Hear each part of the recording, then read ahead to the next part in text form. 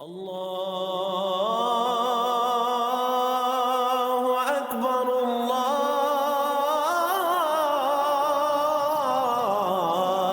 اکبر۔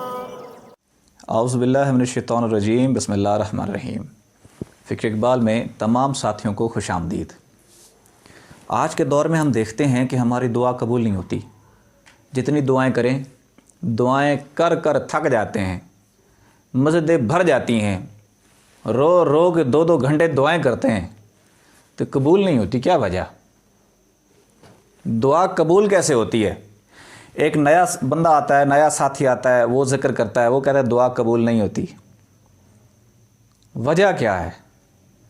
لیکن یہ بھی دیکھتے ہیں کہ جو اللہ والے ہیں فوراً دعا قبول ہو جاتی ہے، ان کی بارگاہ میں جائیں مشکل حل ہو جاتی ہے۔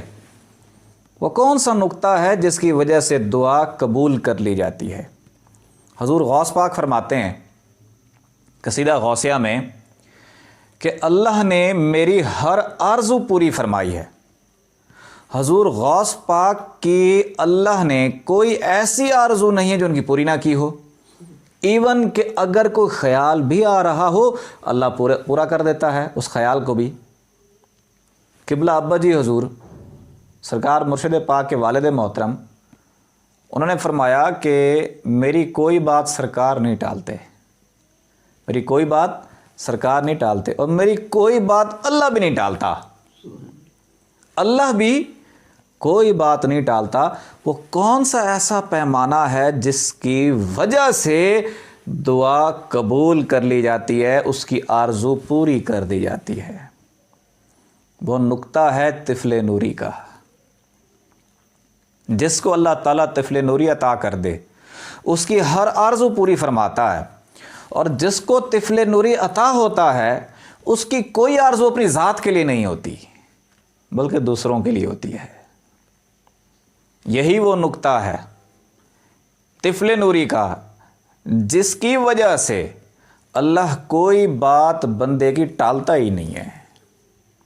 جب امام حسین علیہ مقام کو طفل نوری عطا ہوا، حالانکہ بچپن میں عطا ہوا، تو حضور نے کیا کہا بندے کو؟ تمہارے نصیب میں اولاد نہیں ہے، تمہارے نصیب میں اولاد نہیں ہے۔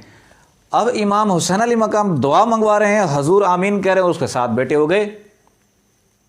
نصیب میں اولاد تو نہیں تھی، انکار حضور نے کیا تھا کہ اولاد نہیں ہے، لیکن امام حسین علیہ مقام کی دعا سے اس کو اولاد ہو گئی۔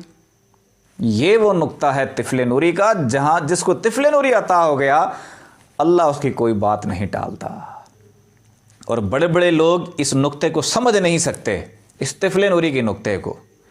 تو اس نقطے کے بارے میں، طفل نوری کے نقطے کے بارے میں ہمارے مرشد پاک نے فرمایا یوں تو اللہ ہے جا بجا، سارے بندے اللہ کر رہے ہیں، ایسے ہی ہے نا، سارے بندے اللہ کر رہے ہیں، سارے بندے ذکر کر رہے ہیں، یوں تو اللہ ہے جا بجا، مگر ایک نقطے میں بات ہوتی ہے، مل جائے اگر یہ نقطہ تو نور کی برسات ہوتی ہے، طفل نوری مل جائے تو پھر انوار اور تجلیات قلب پر پڑنا شروع ہو جاتی ہیں۔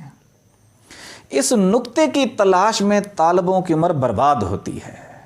کئی عمریں گواہ بیٹھے، کئی سکندر اپنی عمریں گواہ بیٹھے، یہ نقطہ نہیں ملا۔ یہی وہ نقطہ ہے جس سے مجبور خدا کی ذات ہوتی ہے، کہ وہ نقطہ ہے کہ جس کی اللہ کوئی بات نہیں ٹالتا۔ اگر آپ بھی چاہتے ہیں کہ آپ کو بھی طفل نوری ملے، طفل نوری ملتا کہاں ہے؟ طفل نوری تو قلب میں ملتا ہے۔ اب قلب کو طفل نوری کے لیے تیار کرنے کے لیے دو چیزوں کا ہونا ضروری ہے۔ ایک، تصور کریں دل کے اوپر لفظ اللہ لکھا ہوا ہے گولڈن رنگ کا۔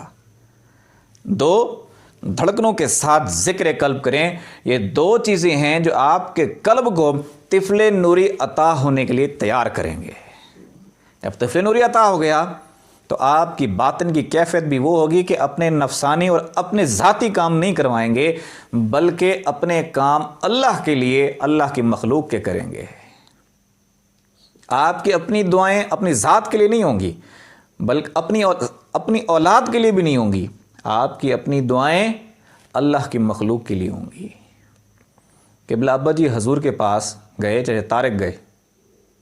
طارق جب وہاں گئے تو کہنے لگے ابا جی میرے لیے دعا کیجیے گا، سگی اولاد ہے. تو ابا جی نے فرمایا کہ ذاکرین کے بارے میں یہ سارے میری اولاد ہیں.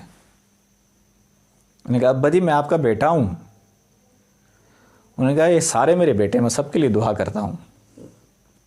یہ وہ نقطہ ہے طفل نوری کا. اس نقطے کو پانے کے لیے دونوں چیزوں کا ہونا ضروری ہے، ذکر قلب اور قلب پہ تصور کرنا رب کا ذاتی نام اللہ. اپنے قلب کو طفل نوری کے لیے تیار کریں تاکہ آپ کی ہر دعا قبول کی جائے. آنکھیں بند کریں، توجہ دل کی جانب رکھیں، دھڑکنے محسوس کریں اور ساتھ میں پڑھیں اللہ اللہ اللہ. اللہ اللہ اللہ اللہ اللہ اللہ اللہ اللہ اللہ اللہ اللہ اللہ اللہ اللہ اللہ اللہ اللہ اللہ اللہ لا الہ الا اللہ محمد رسول اللہ. الله